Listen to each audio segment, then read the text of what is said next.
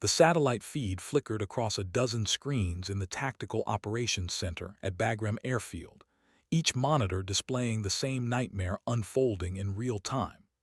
6 Navy SEALs pinned down in a valley the locals called the Devil's Throat, where Soviet armor had rusted into the stone 40 years prior, and Taliban fighters now used those same iron husks as firing positions. The team's exfiltration had gone catastrophic 20 minutes ago when their helicopter took an RPG through the tail rotor and augured into the mountainside 3 kilometers from the planned pickup zone. Now they were dug into a creek bed with maybe an hour of ammunition left, and the nearest quick reaction force was wheels up 40 minutes out. The air boss, a colonel with 23 years in and a face like weathered teak, stood at the center of the operations hub with his arms crossed, watching the feed with the kind of stillness that comes from having already made peace with terrible mathematics. 2 Apache gunships were inbound but still 18 minutes away, and the enemy fire was intensifying with every passing second, muzzle flashes blooming like deadly flowers across the thermal imaging. Someone needed to get there now, not in 18 minutes, not in 15, but now, and the only asset anywhere close was a single A-10 Thunderbolt that had been running a routine patrol along the Pakistan border when the distress call came through. The pilot's call sign was Matchbook, and when her voice came across the radio frequency requesting permission to divert, half the officers in the TOC exchanged glances that said everything without saying anything at all. She was known, but not for the reasons combat pilots usually get known. She was the single mother who brought her kids' drawings to the ready room, the one who'd taken a 4-year break from flying to raise her daughter after her husband died in a training accident, the one who'd come back to service at 36 years old when most fighter pilots were thinking about retirement. She flew with competence but without the swagger, handled her aircraft with precision but never talked about her kill count, and some of the younger pilots had started calling her soccer mom behind her back, not with cruelty exactly, but not with respect either. Now her A-10 was 7 minutes out, and she was asking permission to make a gun run on a valley so narrow that the mountains rose higher than her service ceiling, where the wind shear could flip an aircraft inverted in 3 seconds, and where a single mistake would turn $30 million of titanium and ordnance into a crater that would take 2 weeks to excavate. The air boss keyed his microphone, his voice carrying the weight of a decision that would either save 6 lives or end 7. Matchbook, Bagram Control. Advise you are not, repeat not, authorized for close air support in that terrain. Apache flight is inbound with proper weapons suite and terrain mapping. Maintain holding pattern at current altitude. There was a pause, just 3 seconds of static. But in that silence, every person in the TOC heard what she didn't say, heard the calculation she was running in her head, heard the decision being made 40,000 feet above the Hindu Kush by a woman whose daughter was probably eating breakfast right now in base housing, cutting her pancakes into small bites the way her mother had taught her. When Matchbook's voice came back, it was steady, almost gentle, like she was explaining something simple to someone who'd just forgotten. Bagram Control, Matchbook, I copy your advisory. Request you pull up my service jacket while I'm inbound. Specifically page 17, the citation from my first tour, the one from Helmand Province, 2011. I'll be starting my approach in 90 seconds, and I'd appreciate it if someone could have the fire coordinates ready. The air boss didn't move for a moment, then slowly turned to a young lieutenant at the intelligence station. Pull it, he said quietly. The lieutenant's fingers flew across the keyboard, and when the file opened, he went completely still, his eyes scanning the text once, then twice. Sir, he said, his voice suddenly different. She flew rescue cover for a downed Chinook in the Kajaki Valley. Made 3 gun runs in a canyon half this wide. Sustained heavy damage, lost her right engine, and still stayed on station until the QRF arrived. She was 26 years old. They put her in for a Silver Star.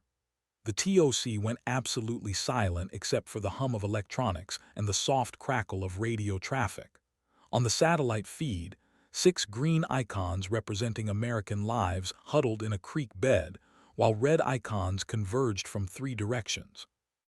And somewhere in the thin air above Afghanistan, a single engine was beginning its descent.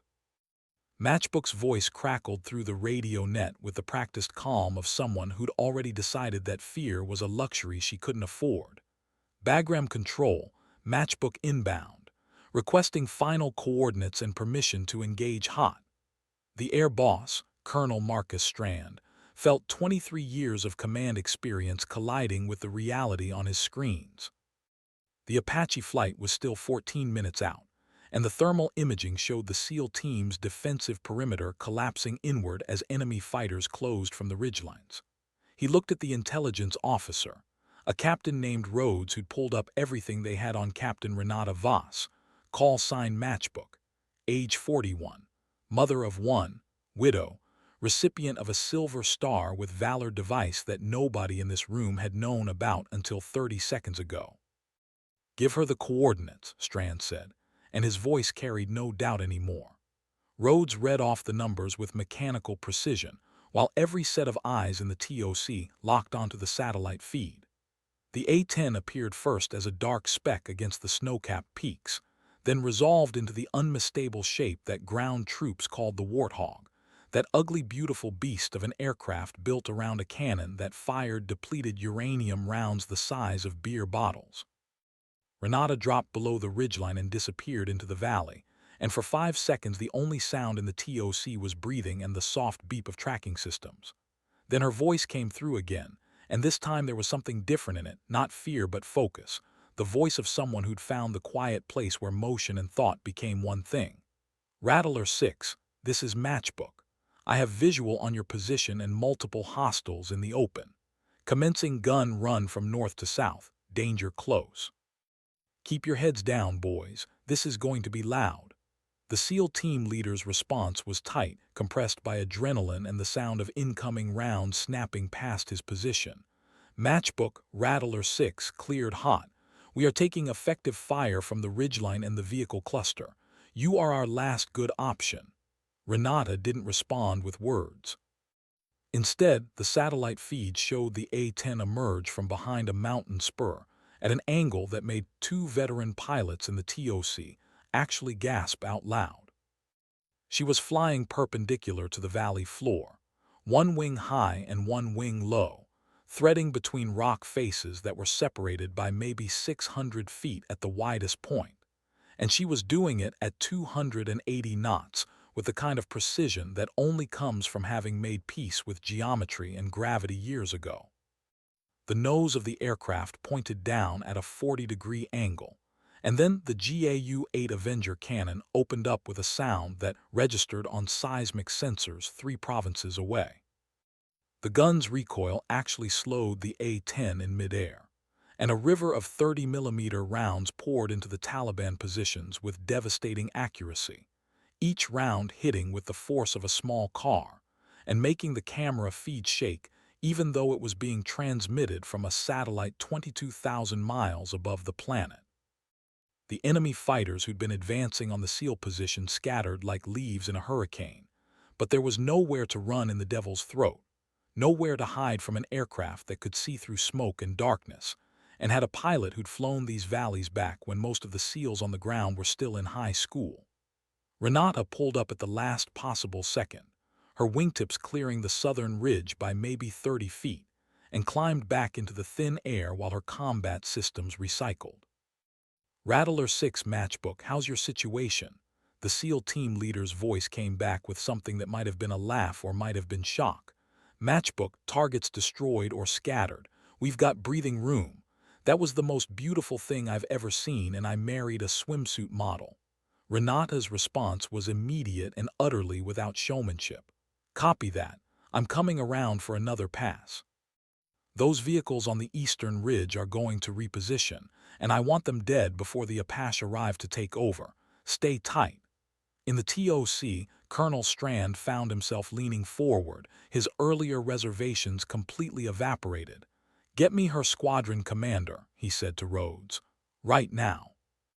They swung wide to the east, and Renata could feel the thin air at 12,000 feet making her aircraft sluggish, the controls requiring more input than they would at lower altitude. Below her, the Devil's throat stretched out like a wound in the earth, and she could see the smoke from her first gun run still rising in dark columns against the morning sun. The Taliban had gotten smart after decades of fighting American air power.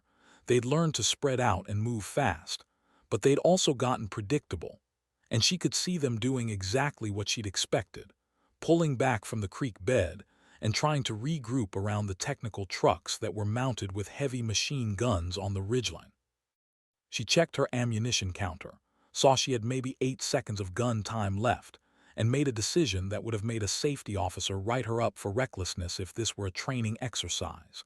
But this wasn't training, and 6 men were going to die if she didn't make the next 4 minutes count for everything. Bagram Control Matchbook. I'm engaging the vehicle cluster on the eastern ridge. Be advised I'm going to be below the ridgeline for this run. Radar coverage is going to be sporadic. There was a pause, and then Strand's voice came back, and she could hear that he'd moved from concern to trust. Matchbook, Bagram Control copies. We have your back. Apache flight is now 10 mics out and will take over station from you at that time. Make it count. Renata allowed herself one small smile, the kind that her daughter would have recognized, the one that meant Mom was about to do something that required absolute focus. She rolled the A-10 inverted, pulled the nose down, and dove into the valley like a hawk stooping on prey, the world rotating around her as she picked out her targets against the brown and gray of the mountainside.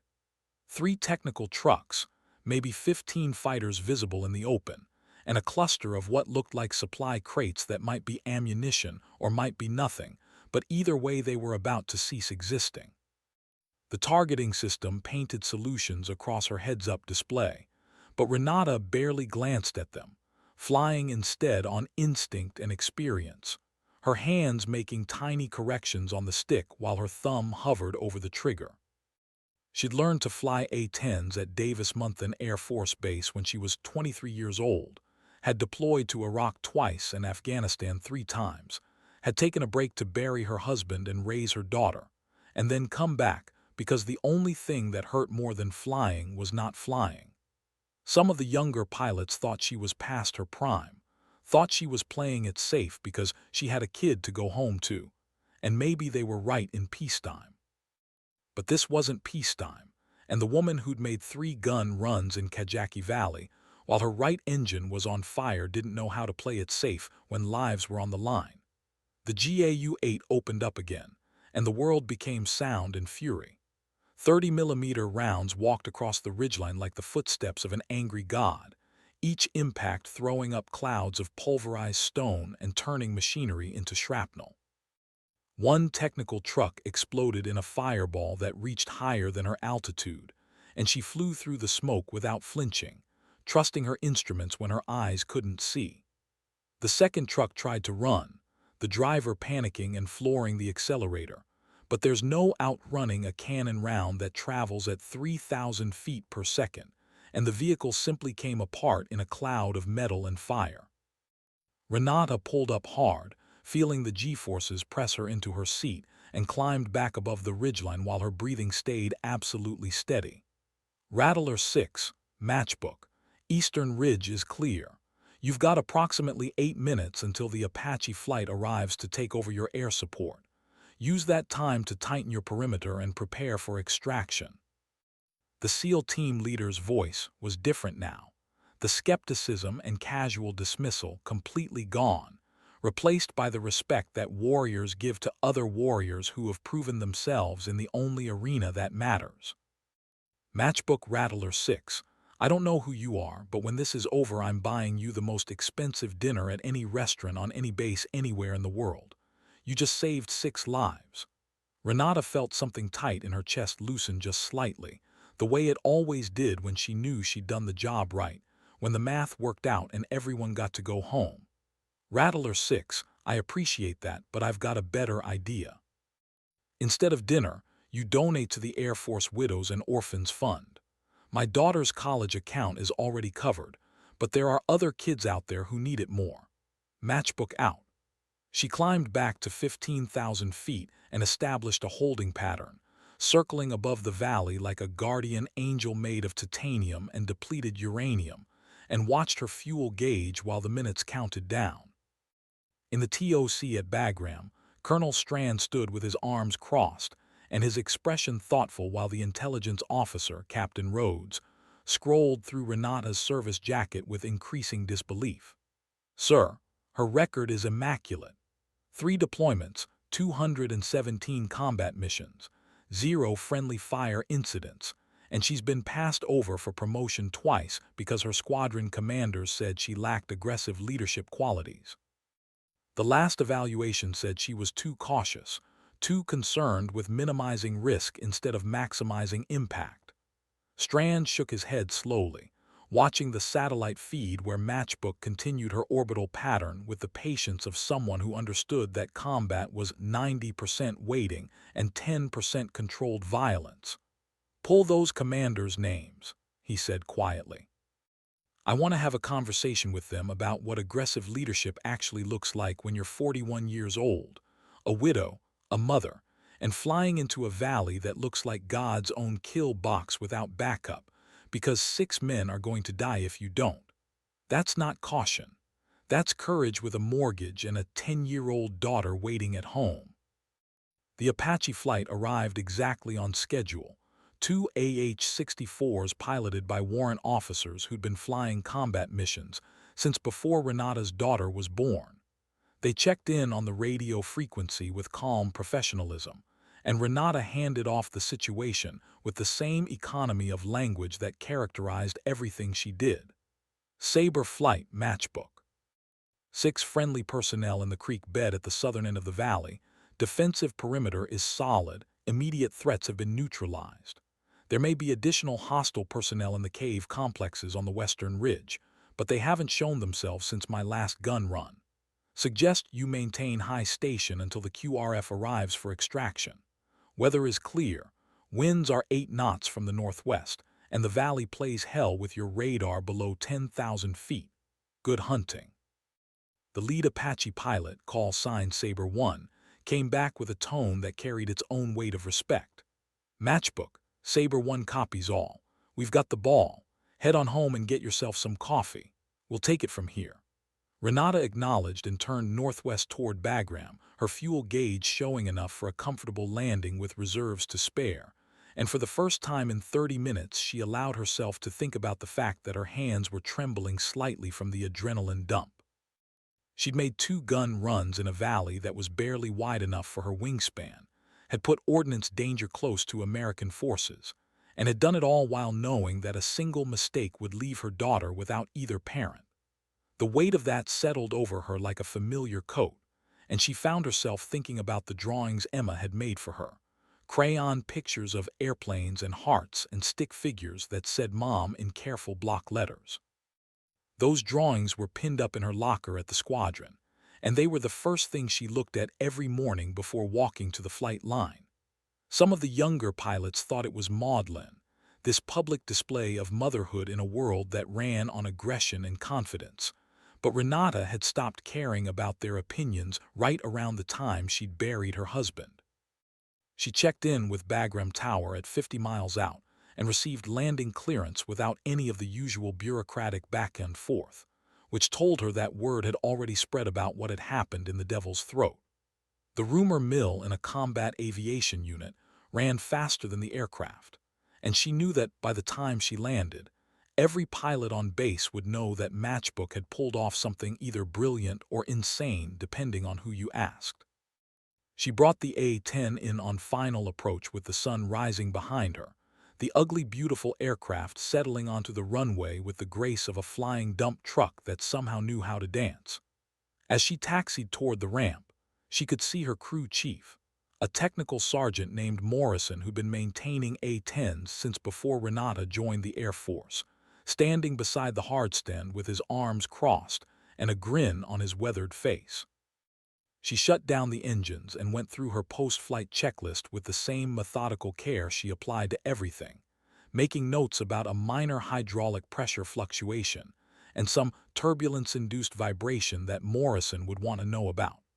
When she finally climbed down from the cockpit, her legs were stiff and her back ached from the high-G maneuvers, and she felt every one of her 41 years settling into her bones.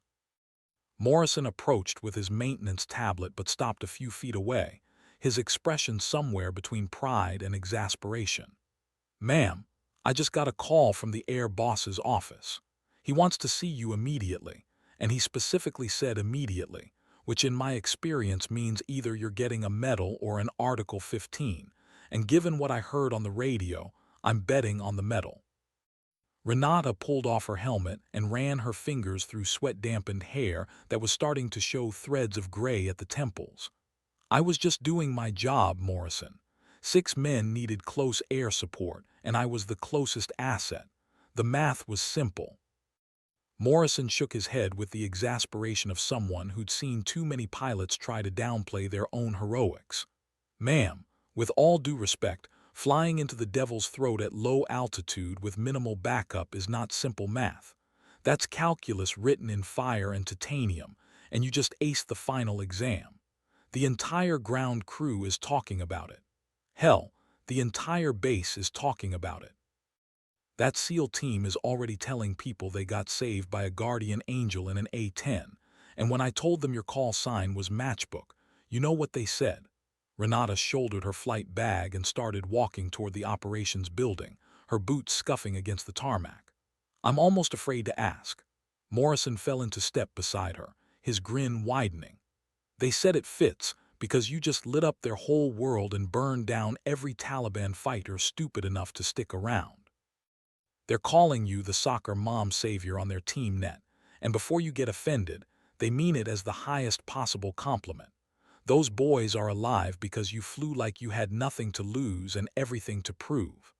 Renata stopped walking and turned to face her crew chief, and for a moment her carefully maintained composure cracked just enough to show the woman underneath the warrior.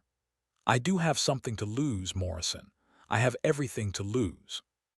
Every time I strap into that cockpit, I think about Emma sitting in base housing wondering if mommy is coming home for dinner. Every single time. But those SEALs have mothers too, and wives and kids, and if I didn't fly into that valley, then 6 families were going to get the visit from the chaplain and the notification officer. So yes, I flew like I had everything to prove because I did. I had to prove that being careful and being courageous aren't opposites, that you can be a mother and a warrior at the same time, and that sometimes the most dangerous thing you can do is exactly the right thing." Morrison stood there for a long moment, this veteran crew chief who'd served with hundreds of pilots over a 20-year career, and when he spoke again, his voice was quiet and serious. "Ma'am, I've worked on A-10 since I was a buck sergeant. I've maintained aircraft for pilots who could fly through a thunderstorm without spilling their coffee, and I've seen maneuvers that made me question the laws of physics. But what you did today wasn't just about flying skill. It was about judgment under pressure, about knowing exactly how much risk to take and when to take it. That's what makes a great combat pilot, and that's what half the officers on this base have consistently failed to see in you."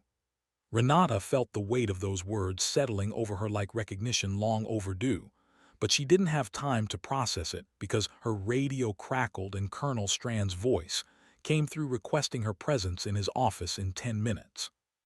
She acknowledged and looked at Morrison with a wry smile. "Well, I guess we're about to find out if I'm getting a medal or an Article 15. Either way, I need to call Emma before her bedtime and tell her mommy had an interesting day at work." She walked toward the operations building while the sun climbed higher over Bagram Airfield, and behind her, Morrison watched her go with the expression of someone who'd just witnessed something that would become legend. In the TOC, Colonel Strand had assembled a small group of officers including the deputy commander for operations, a brigadier general named Halsey who'd flown F-16s in Desert Storm and had a reputation for not suffering fools or mediocrity. When Renata entered the office and rendered a crisp salute, both officers returned it with unusual formality, and Strand gestured to a chair. "Captain Voss, please sit down. We need to talk about what happened this morning." Renata sat, her spine straight and her expression neutral, ready for whatever judgment was about to be rendered. She'd violated standard procedures by engaging in close air support without proper coordination with the Apache flight, and technically, she could be written up for reckless endangerment even though the outcome had been successful. But General Halsey's first words weren't what she expected. "Captain Voss, I pulled your service jacket, and I have to say I'm both impressed and deeply concerned. Impressed because your record shows consistent excellence in execution and judgment. Concerned because you've been passed over for promotion twice by squadron commanders who apparently couldn't recognize exceptional skill when it was staring them in the face. I want to understand something, and I want you to be completely honest with me. Do you think your gender, your age, or your status as a single mother has affected how you've been evaluated for advancement?" Renata chose her words carefully, aware that this conversation could define the rest of her career. "Sir, I think there's a perception in combat aviation that being a parent, especially a single parent, makes you inherently more risk-averse. I think some commanders see caution as weakness rather than as calculated judgment. And I think there's a deeply ingrained belief that the best pilots are the ones who fly with aggressive confidence rather than thoughtful precision. But here's what I know for certain. I've never refused a mission because of my daughter. I've never held back when lives were on the line. And I've never asked for special treatment or easier assignments.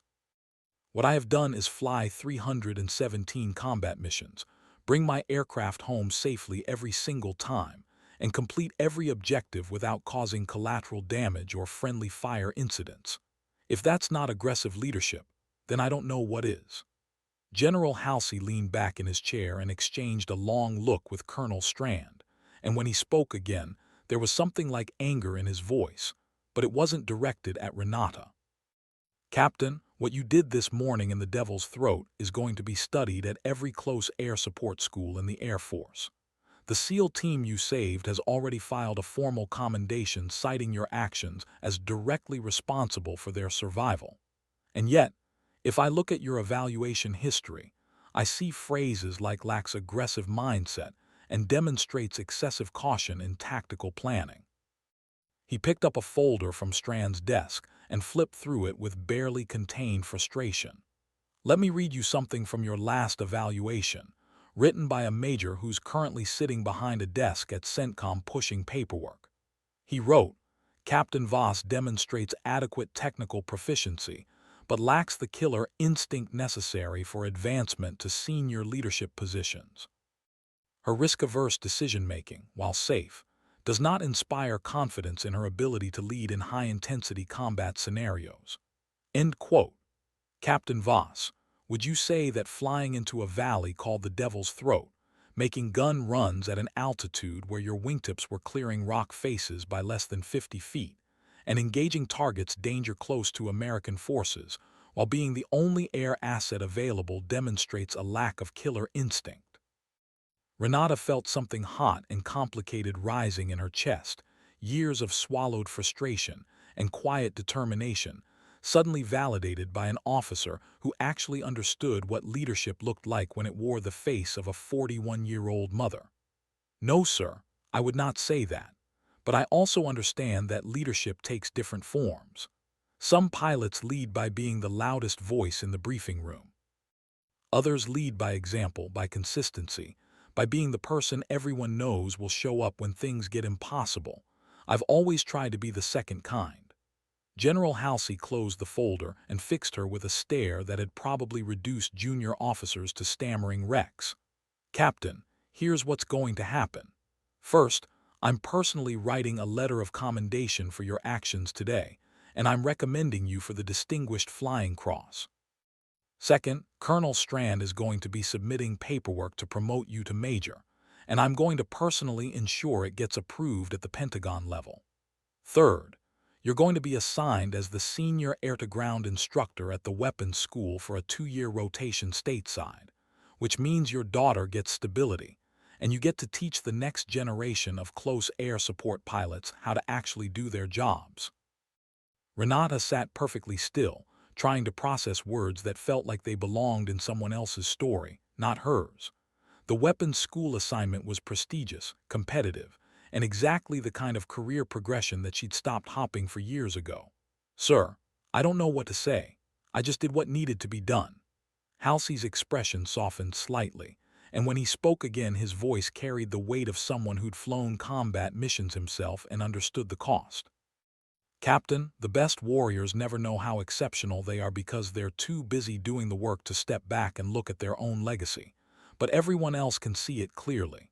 You flew into hell this morning because 6 men needed you, and you did it with precision and courage that most pilots half your age couldn't match.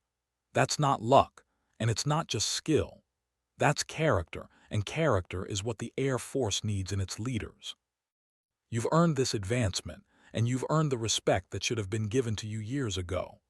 Colonel Strand spoke up for the first time since the general had started talking. "Captain Voss, there's one more thing. The SEAL team leader, Senior Chief Petty Officer Marcus Whitmore, has requested permission to call you personally when they get back to base. He wants to say thank you in a way that goes beyond the official commendation. I told him I'd pass along the message and let you decide if you want to take that call." Renata felt tears threatening at the corners of her eyes and forced them back through sheer willpower, not because crying was weakness, but because she needed to hold it together for another few minutes before she could find a private space to let the emotions out. "Yes, sir. I'd be honored to speak with Senior Chief Whitmore.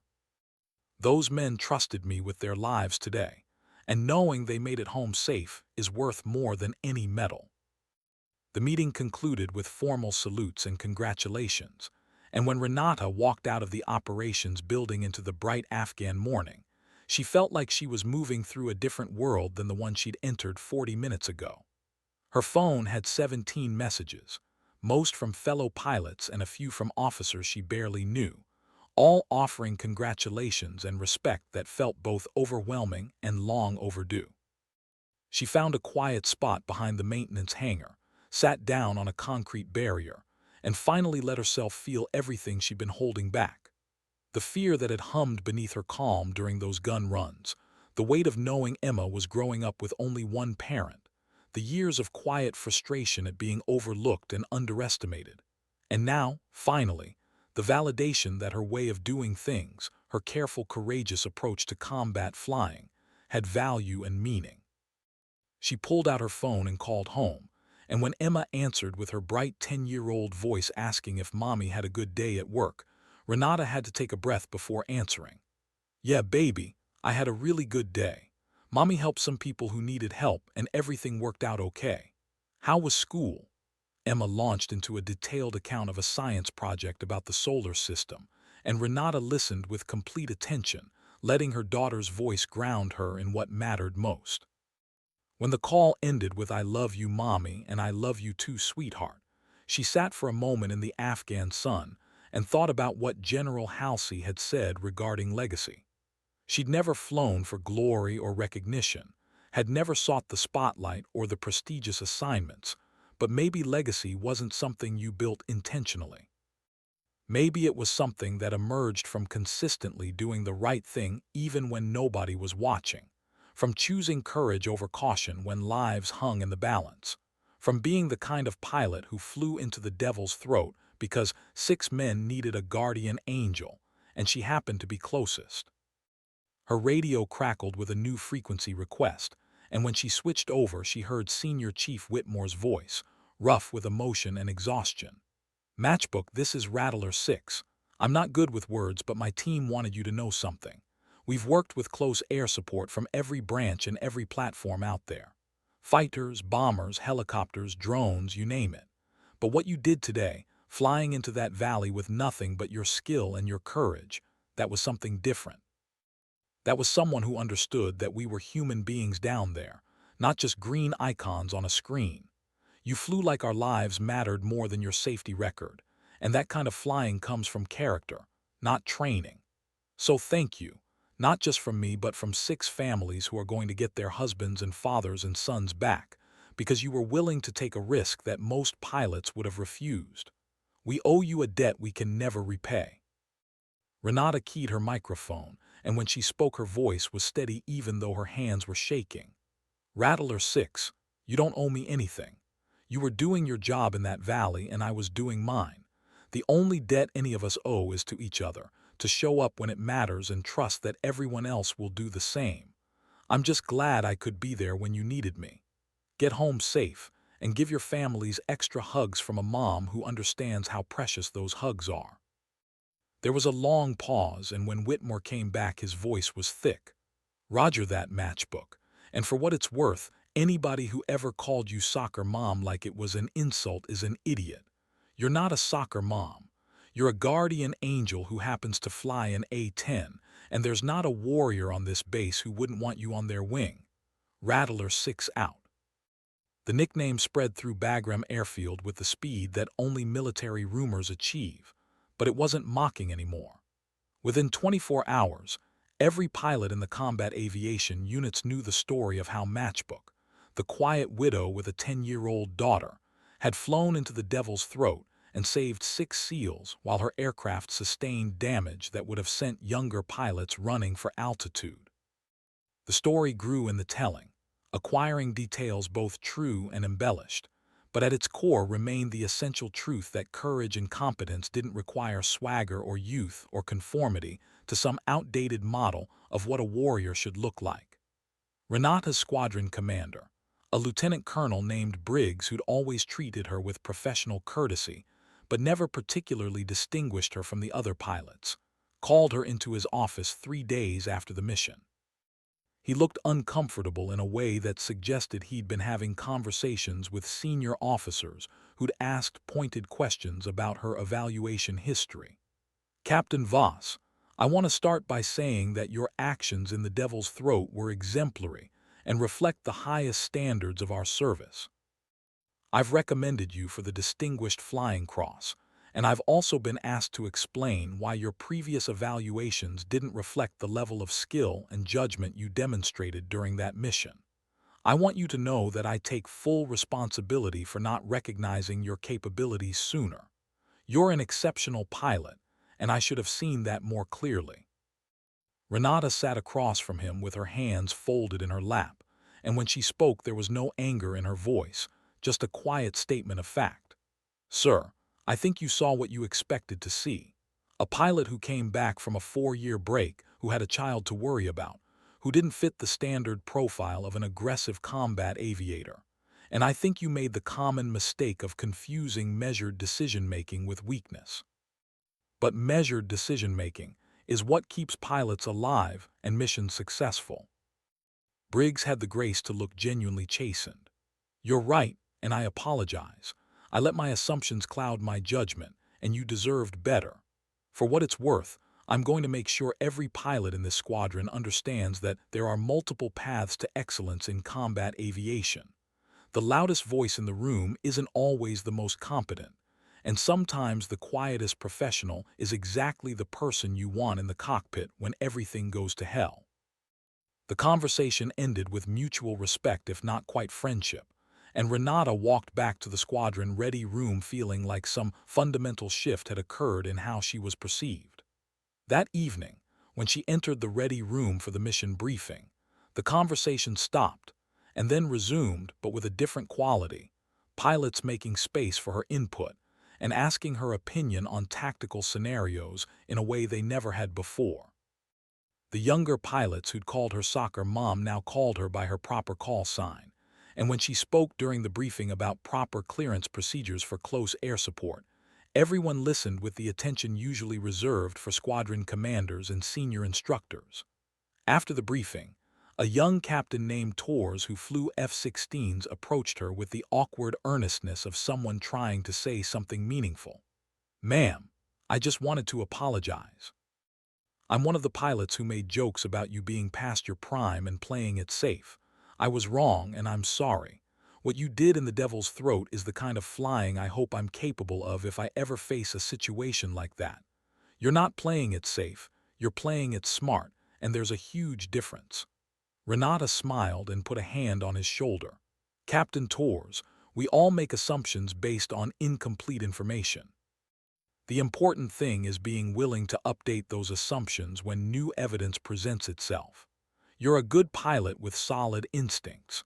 Just remember that confidence and competence aren't the same thing, and sometimes the most important skill is knowing when to push and when to hold back. The weeks that followed brought a steady stream of recognition and respect that Renata found both gratifying and slightly overwhelming. The Distinguished Flying Cross came through with unusual speed, approved at the Pentagon level by officers who'd read the mission reports and understood the significance of what she'd accomplished. The promotion to major came shortly after, making her one of the few female field-grade officers in the combat aviation community and opening doors that had been closed for years. But more meaningful than the medals and the rank was the subtle shift in how her peers treated her, the way senior pilots now sought her advice on complex tactical problems, the way junior pilots asked if they could fly on her wing during training missions. She'd become, almost overnight, exactly what she'd always been but what others had failed to see: a combat aviator whose combination of skill, judgment, and courage made her someone worth learning from and emulating. The phone call from the weapons school came on a Thursday morning, while she was doing post-flight maintenance checks on her A-10. The director of the Air-to-Ground Division, a colonel with a legendary reputation for demanding excellence and accepting no excuses, offered her an instructor position with a tone that suggested he expected her to accept immediately. "Major Voss, your performance in Afghanistan has convinced me that you're exactly the kind of pilot we need teaching the next generation. We don't want instructors who play it safe and teach by the book. We want warriors who have proven they can make life-and-death decisions under pressure and get them right. You've demonstrated both the technical skill and the judgment we're looking for, and I want you at Nellie's teaching close air support tactics. Your daughter will have access to excellent schools, you'll be near family support networks, and you'll be shaping the future of combat aviation. What do you say?" Renata stood in the Afghan sun, her hands still dirty from checking hydraulic lines, and thought about Emma growing up with stability and consistency, about teaching young pilots the lessons she'd learned through years of quiet competence and hard-won respect. "Colonel, I'd be honored to accept that position. When do you need me there?" The arrangements took 6 weeks to finalize, and during that time, Renata flew another 43 combat missions, each one executed with the same careful precision that had characterized her entire career. But now when she checked in on the radio frequency, ground forces responded with something that went beyond professional courtesy. They responded with trust, with the knowledge that Matchbook was overhead, and that meant someone who would show up when things got impossible and make the impossible look routine. Her last mission in Afghanistan was a standard combat air patrol that turned into nothing more exciting than hours of circular flight patterns while watching the mountains roll past below. But when she landed and shut down her engines for the final time at Bagram, Morrison and the entire ground crew were waiting on the ramp with a banner that read "Thanks for showing US how it's done, Major." She climbed down from the cockpit with tears in her eyes that she didn't bother hiding, and Morrison stepped forward with something in his hands, a small metal plaque that the crew had made from a section of titanium armor that had been replaced after her flight through the Devil's Throat. Engraved on it were the words "Matchbook Devil's Throat, 6 Lives SAVED, SEMPER Supra." "Ma'am," Morrison said quietly, "this is from all of us. Every maintainer, every crew chief, every tech who's ever worked on your bird. You've shown us that the best pilots aren't the ones who break the most rules or take the most risks. They're the ones who know exactly which rules can be bent and which risks are worth taking. You've made us proud to maintain your aircraft, and you've made us believe that doing things the right way still matters." Renata took the plaque with hands that trembled slightly, and when she spoke her voice was rough with emotion. "Thank you, all of you. This aircraft and I have been through a lot together, and none of it would have been possible without your skill and dedication." The flight home to the United States took 36 hours with multiple stops for refueling and crew rest. And when Renata finally walked through the door of their small house near Nellie's Air Force Base, Emma was waiting with a hand-drawn welcome home sign and a hug that lasted several minutes.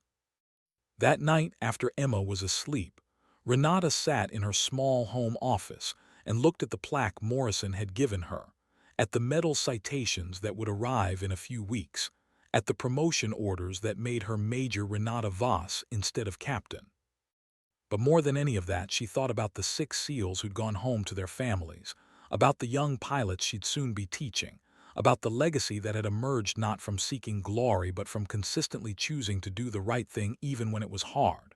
Her phone buzzed with a text message from Senior Chief Whitmore, just 4 words but weighted with meaning. "Your daughter is lucky." She smiled and typed back quickly. "So are your kids. That's what matters."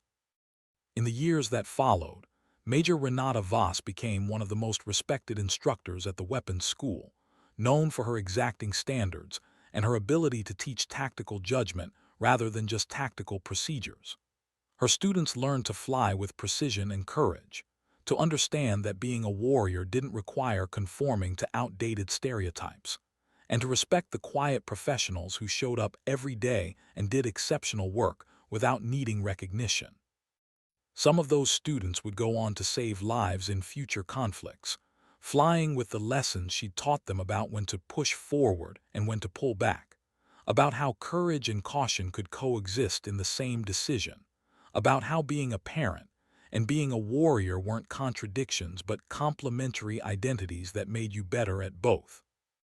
And years later, when Emma Voss graduated from the Air Force Academy and put on her own lieutenant's bars, following her mother into military service but choosing intelligence work instead of flying, Renata understood that legacy wasn't just about the missions you flew or the lives you saved.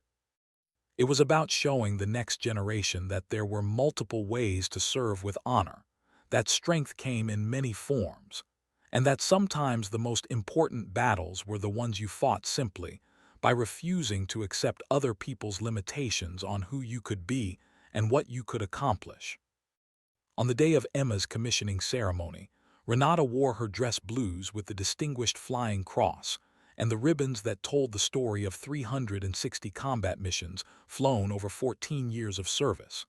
A young female cadet approached her during the reception, nervous and determined in equal measure, and asked the question that Renata had been asked 100 times since the Devil's Throat.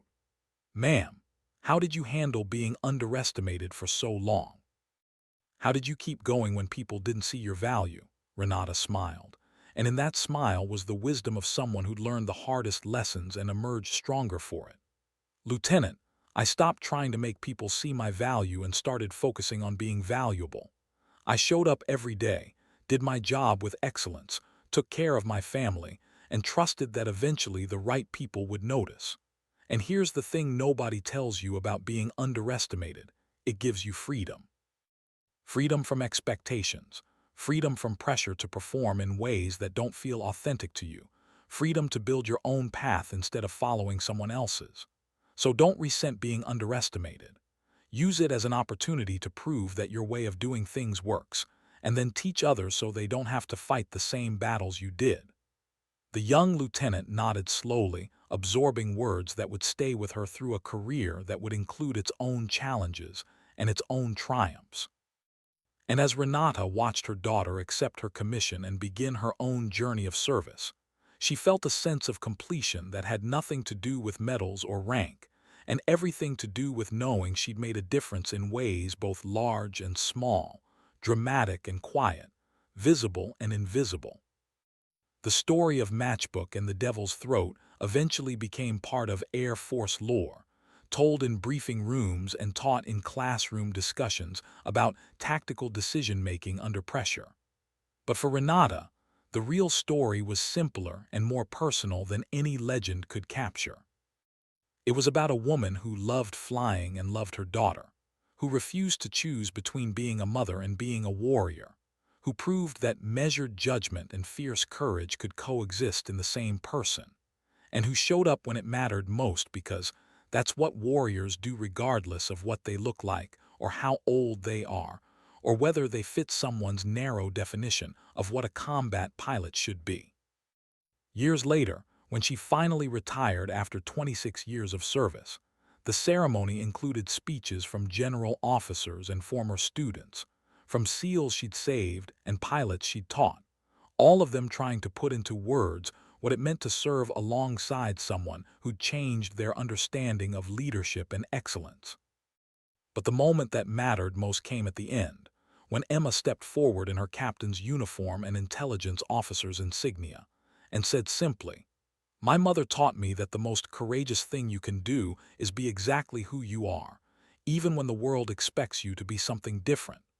She showed me that you don't have to be loud to be heard, you don't have to be reckless to be brave, and you don't have to sacrifice one part of your identity to excel at another." She flew into the devil's throat not because she was trying to prove anything to anyone, but because 6 men needed help, and she was the one who could provide it.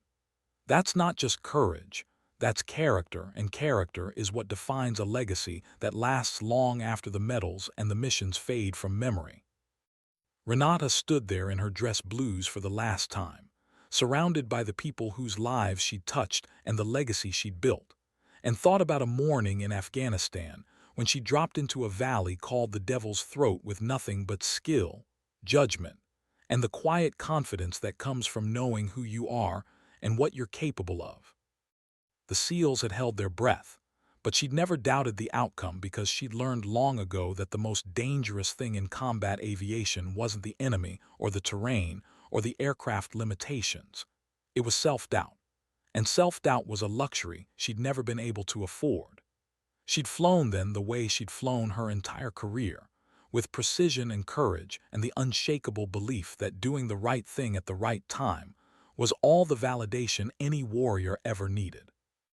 That belief had carried her through 360 combat missions, through years of being underestimated and overlooked, through the grief of losing her husband and the challenge of raising a daughter alone, through the moment when she'd rolled inverted and dove into hell because 6 men needed a guardian angel and she happened to be closest. And in the end, that belief had proven true, not because she'd sought recognition or demanded respect, but because excellence, real excellence, eventually reveals itself to anyone willing to see it clearly. The ceremony ended with final salutes and heartfelt farewells, and as Renata walked away from military service and toward whatever came next, she carried with her the knowledge that she'd served with honor, taught with wisdom, and proven that there were as many ways to be a warrior as there were warriors willing to serve. Some of those ways were loud and aggressive, full of swagger and certainty, and that was fine. The Air Force needed pilots like that. But some ways were quiet and measured, built on judgment and precision, and the courage to fly into the devil's throat not despite having a daughter waiting at home, but because having that daughter made every mission matter more, made every decision carry more weight, made every safe return more precious. That was the legacy of Matchbook, and it was a legacy worth building, one flight at a time, one life saved at a time, one student taught at a time, until the world finally understood that courage and caution weren't opposites but partners, and that the most valuable warriors were often the ones who nobody noticed until the moment when everything depended on them showing up and getting it right.